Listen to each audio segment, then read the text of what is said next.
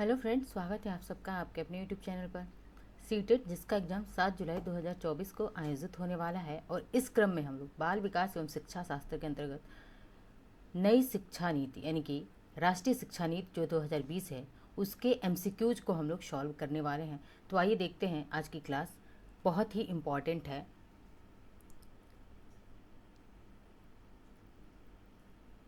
देखते हैं new education policy यानी कि नई शिक्षा नीति कौन सी 2020 की जो न्यू एजुकेशन पॉलिसी है उसे देखते हैं।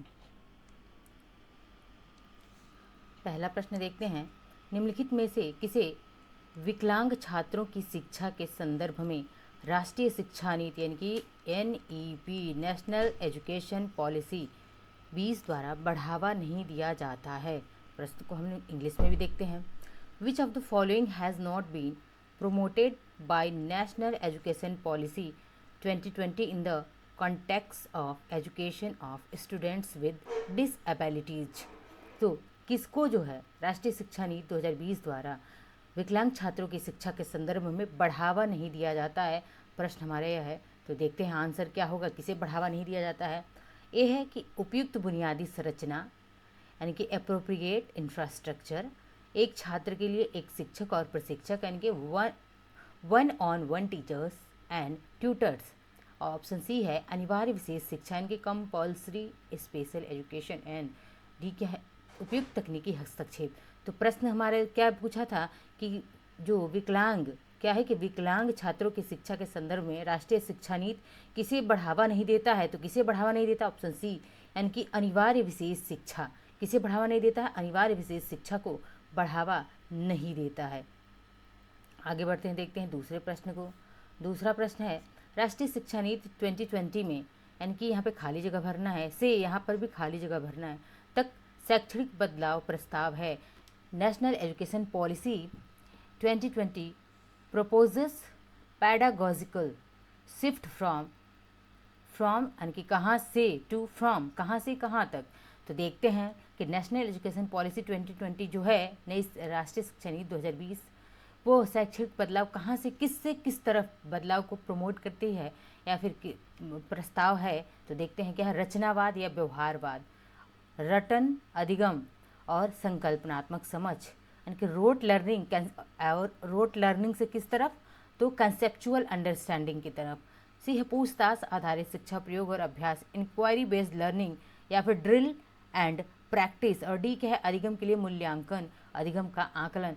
तो राष्ट्रीय शिक्षा नीति क्या, राष्ट्रीय शिक्षा नीति 2020 किधर से किधर जाने की बात करती है, तो रोट लर्निंग से कंसेप्चुअल अंडरस्टैंडिंग की तरफ यानी कि रटन अधिगम से संकल्पनात्मक समझ की तरफ जाने की बात करती है राष्ट्रीय शिक्षा नीति 2020। याद रखिए इसको कि रोट लर्निंग से कहाँ, कंसेप्चुअल अंडरस्टैंडिंग की तरफ। एक प्रश्न और यह है कि राष्ट्रीय शिक्षा नीति 2020 क्या बढ़ावा नहीं करती, तो रोट लर्निंग को बढ़ावा नहीं देती है, कि रोट लर्निंग नहीं बल्कि कंसेप्चुअल लर्निंग पे, कंसेप्चुअल अंडरस्टैंडिंग को क्या करिए, प्रमोट करिए।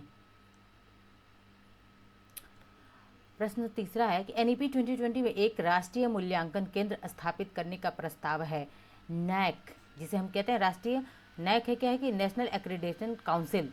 अब इसका नाम क्या है, तो नेशनल एक्रेडिटेशन काउंसिल इसका नाम क्या है, देखते हैं। NTA यानी कि नेशनल टेस्टिंग एजेंसी, जो कि राष्ट्रीय स्तर की परीक्षाएं करवाता है। परख हो गया, UGC हो गया और नैक हो गया। तो यानी कि NEP 2020 में राष्ट्रीय मूल्यांकन केंद्र स्थापित किया जाए, प्रस्ताव है उसका। और उस नैक का नाम क्या है, तो उसका नाम है क्या है, परख है। क्या है, परख। याद रखिएगा, इस परख को कई बार पूछा गया है, परख है। ठीक है, आगे बढ़ते हैं, देखते हैं। ऑप्शन बी हमारा राइट आंसर है। आगे बढ़ते हैं, देखते हैं।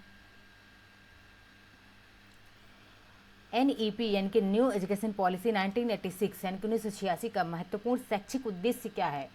जो राष्ट्रीय शिक्षा नीति 1986 में आई थी उसका शैक्षिक महत्वपूर्ण उद्देश्य क्या है, तो क्या है, सार्वभौमिक पहुंच और नामांकन, सार्वभौमिक शिक्षा, सार्वभौमिक प्रतिधारणा, सार्वभौमिक प्राथमिक शिक्षा। तो 1986 का जो महत्वपूर्ण उद्देश्य क्या है, सार्वभौमिक पहुंच और नामांकन। आगे बढ़ते हैं, देखते हैं। राष्ट्रीय मूल्यांकन केंद्र परख का उद्देश्य है। तो जो राष्ट्रीय मूल्यांकन केंद्र, अभी हमने परख के बारे में ऊपर देखा, इसका उद्देश्य क्या है, बोर्ड परीक्षा के लिए प्रश्न सेट तैयार करना, UGC के लिए प्रश्न सेट तैयार करना, या फिर मानदंड, मानक, दिशा निर्देश निर्धारित करना और प्रश्न सेट करना और परीक्षा आयोजित करना। तो इस परख का उद्देश्य है, ऑप्शन सी हमारा राइट आंसर है कि मानदंड, मानक और दिशा निर्देश निर्धारित करना। और यह परख किसके अंतर्गत काम करता है? तो नैक के नेशनल एक्रेडिटेशन काउंसिल। आगे देखते हैं, राष्ट्रीय शिक्षा नीति 2020 के अनुसार उच्च शिक्षा में सकल नामांकन अनुपात, यानी कि इसे हम क्या कहेंगे? GER, ग्रॉस इनरोलमेंट रेशियो, इसे हम कहेंगे ग्रॉस इनरोलमेंट रेशियो, यानी कि सकल नामांकन अनुपात को कितने प्रतिशत तक बढ़ाया गया है? तो कितने प्रतिशत तक बढ़ाया गया है? 50%, 35%, 40% या 25%। तो राष्ट्रीय शिक्षा नीति 2020 में उच्च शिक्षा में सकल नामांकन को, यानी कि GER को कहाँ तक बढ़ाया जाएगा? तो ऑप्शन ए हमारा राइट आंसर है 50% तक। NEP 2020 अनुशंसा करता है कि सभी लड़कियों के साथ साथ ट्रांसजेंडर छात्रों के लिए समान गुणवत्ता वाली शिक्षा प्रदान करने के लिए राष्ट्र की क्षमता का निर्माण करने के लिए फंड का नाम क्या होगा? एक फंड बनाया गया है इनके लिए, और इस फंड का नाम क्या होगा? जेंडर प्रमोशन फंड, लिंग शिक्षा कोष, लिंग समावेश कोष या लिंग रोजगार निधि। तो इस फंड का नाम होगा, ऑप्शन ए हमारा राइट आंसर है, जेंडर प्रमोशन फंड इसका नाम होगा। आगे देखते हैं, नवगठित मसौदा NEP, यानी कि NEP जो है नेशनल एजुकेशन पॉलिसी 2020 के अध्यक्ष कौन थे? Who was the chairman of newly constituted drafting NEP 2020? तो NEP इसका फुल फॉर्म भी आप लोगों से पूछा गया है NEP का, तो ध्यान रखिएगा NEP का फुल फॉर्म क्या हो गया? न्यू एजुकेशन पॉलिसी 2020 के चेयरमैन कौन थे? वसुधा कामत, डॉक्टर के कस्तूरीरंगन या फिर KJ अल्फोंस या रामशंकर कुरील। तो कौन थे इसके अध्यक्ष थे? तो के कस्तूरीरंगन, जो कि इसरो के पूर्व चेयरमैन रह चुके हैं, के कस्तूरीरंगन। आगे देखते हैं, NEP 2020 के अनुसार शिक्षक विषयों को कौन सी कक्षा तक क्षेत्रीय भाषा, यानी कि जो मातृभाषा है, फोकल लैंग्वेज है, उसमें पढ़ा सकते हैं? एज पर NEP, teacher can teach the subject in regional और in mother tongue up to which class, यानी कि किस क्लास तक आप मदर टंग में बच्चे को टीच कर सकते हो, पढ़ा सकते हो? तो कहाँ से? क्लास 3, क्लास 4, क्लास 5 या फिर टिल ग्रेड 12 कहाँ तक आप पढ़ा सकते हैं? तो कक्षा 5 तक। एक से, कहाँ से? 1 से कक्षा 5 तक, ठीक है। 1 से कक्षा 5 तक आप बच्चों को किस लैंग्वेज में? मदर टंग में या फिर उनके रीजनल जो क्षेत्रीय भाषा है उस भाषा में आप पढ़ाएंगे 1 से 5 तक के बच्चों को। NEP 2020 के अनुसार स्कूली शिक्षा में किस आयु वर्ग के बच्चे शामिल हैं? यानी कि स्कूली शिक्षा की बात कर रहा है, तो स्कूली शिक्षा में किस आयु वर्ग के बच्चे आते हैं? यानी कि according to NEP 2020, what is group of children is covered in school education? यानी कि NEP 2020 के अनुसार जो है किस एज ग्रुप के बच्चे स्कूली शिक्षा में शामिल किए गए हैं? 16 से 18, 3 से 18 वर्ष, 6 से 18 वर्ष या 5 से 18 वर्ष। देखिए, तो पहले क्या था? 6 से 18 वर्ष को शामिल किया जाता था किसमें? स्कूली शिक्षा में, क्योंकि 6 वर्ष का जब बच्चा 5 वर्ष का होता था, 5 वर्ष के बाद बच्चों को प्राइमरी एजुकेशन दिया जाता था। लेकिन अब NEP 2020 के अनुसार जो है 3 से 18 वर्ष के बच्चों को हम स्कूली शिक्षा में लेते हैं। जो प्री प्राइमरी का कॉन्सेप्ट आया है, प्री प्राइमरी स्कूल का, तो वो यहीं से शुरू हुआ है। कहाँ से? NEP 2020 में। और इसमें किस एज ग्रुप के बच्चों को शामिल किया गया है? तो 3 से 18 वर्ष के बच्चों को शामिल किया गया है। NEP 2020 में उल्लिखित विशेष आवश्यकता वाले बच्चों के लिए सुझाया गया दूसरा नाम क्या है? जो विशेष आवश्यकता वाले बच्चे हैं उनके लिए दूसरा नाम सुझाया गया है NEP 2020 में। यानी कि what is the other name suggested of children with special needs mentioned in NEP 2020?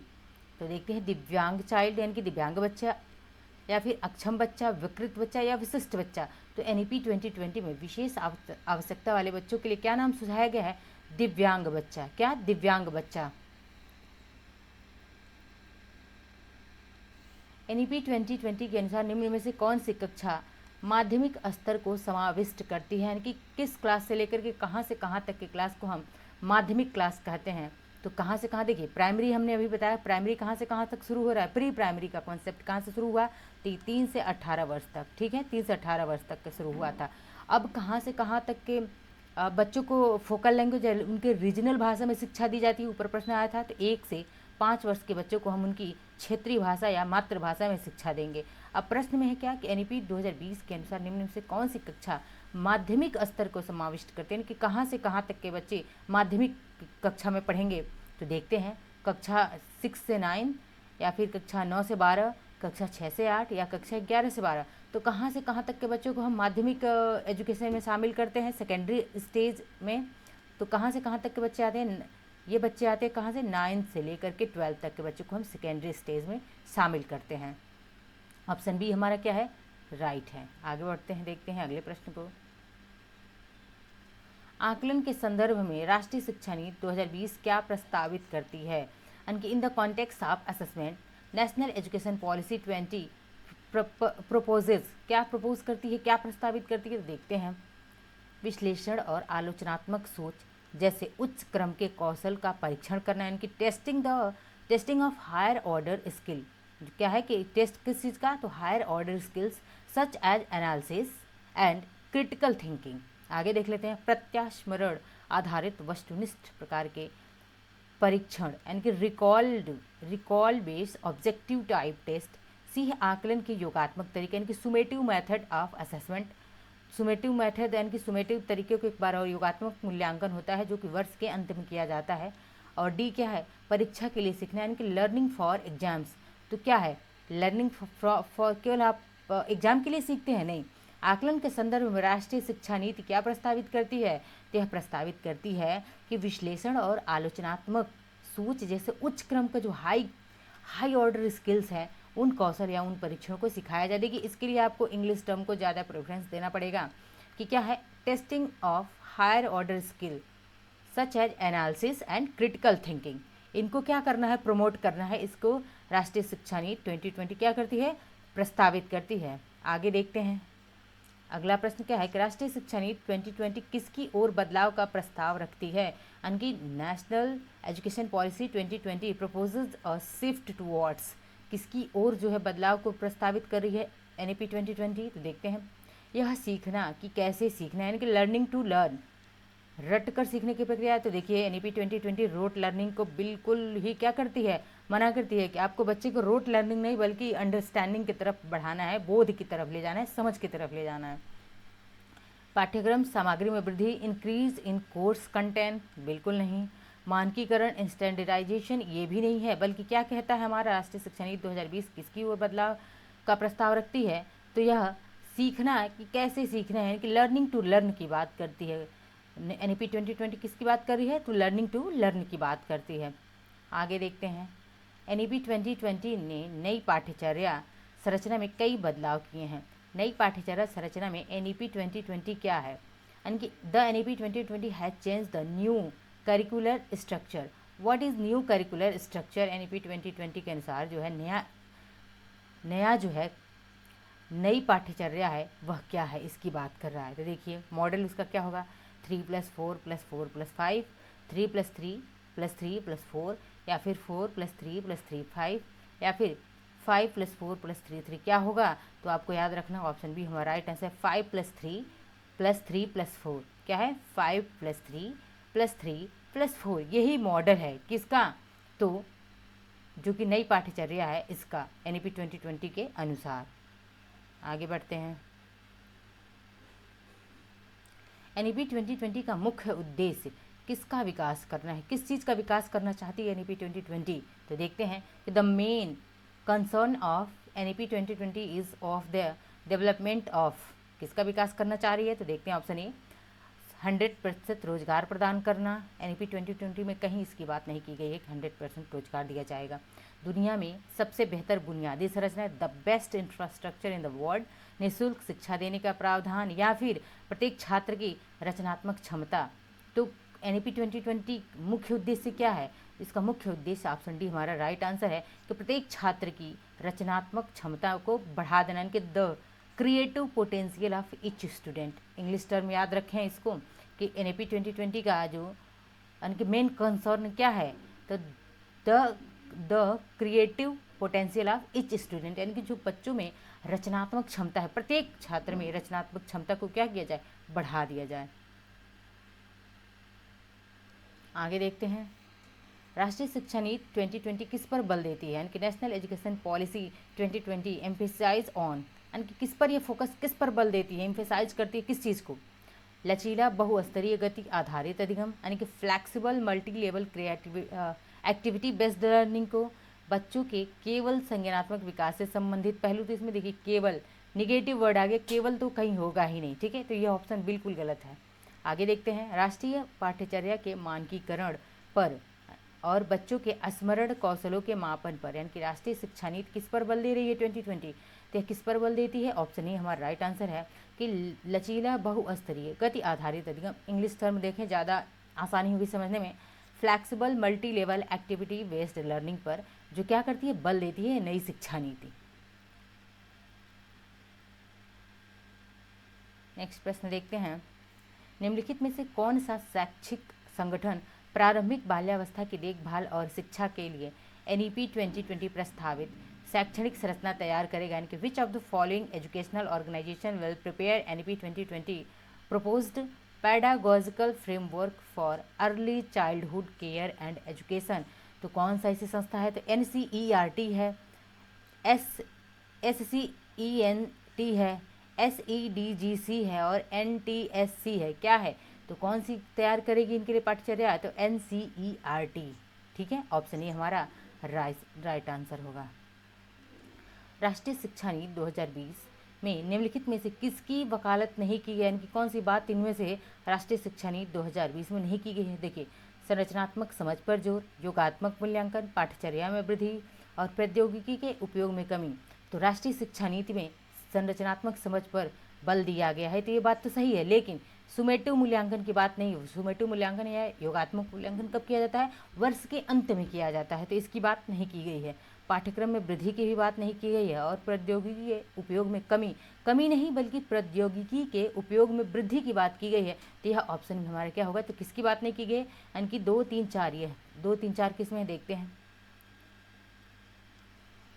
Option D हमारा राइट आंसर होगा। आगे बढ़ते हैं, अब देखते हैं नेक्स्ट प्रश्न, राष्ट्रीय शिक्षा नीति 2020 द्वारा किए गए प्रस्तावों के संबंध में निम्नलिखित में से कौन सा कथन जो है सही नहीं है? यहाँ पे भी आपको एक निगेटिव आंसर देखना है, कौन सा सही नहीं है। NEP 2020 का प्रस्ताव है कि मूल्यांकन के लिए विभिन्न पद्धतियों और कार्यनीतियों जैसे समूह कार्य और वार्तालाप गतिविधि का उपयोग किया जाए।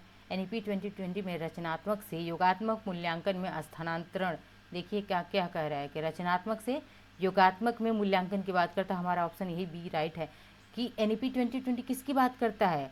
रचनात्मक क्रिएटिव स्किल को डेवलप की बात करने की बात करता है, लेकिन यहाँ पे क्या दिया है? रचनात्मक से योगात्मक की बात कर रहा है, यही हमारा राइट आंसर है। बल्कि योगात्मक की तरफ नहीं, योगात्मक क्या होता है? सुमेटिव, इसको हम मूल्यांकन कहते हैं, योगात्मक मूल्यांकन, जो कि वर्ष के अंत में एक बार किया जाता है। अब साल भर में बच्चा क्या पढ़ा क्या नहीं, उसको बस एक बार अगर बच्चा फेल हुआ तो एक बार, फिर उसका नेक्स्ट ईयर खराब होगा। लेकिन जो रचनात्मक क्रिएटिव बच्चा जो क्रिएटिव चीज़ों को सीखेगा, तो उसमें क्या होगा कि बच्चे की हर तरह का जो बोध है, समझ है, वो बढ़ेगा और बच्चा जो है चीज़ों को अच्छे से समझ सकेगा। तो रचनात्मक से योगात्मक की तरफ जाने की बात NEP 2020 में नहीं की गई है। रोट लर्निंग को भी NEP 2020 प्रमोट नहीं करता है, यह भी याद रखिएगा। यह था आज के हमारे प्रश्न। आई होप कि आज की क्लास आपको समझ में आई होगी, अच्छी लगी होगी। और ये एक एक प्रश्न सारे जो आपके एग्जाम में आने वाले हैं, बिल्कुल यहाँ से प्रश्न देखने को मिलेंगे, आप इग्नोर बिल्कुल नहीं करिएगा। क्लास पसंद आए तो लाइक शेयर सब्सक्राइब कमेंट करते रहिए। मिलते हैं नेक्स्ट लेक्चर में, धन्यवाद।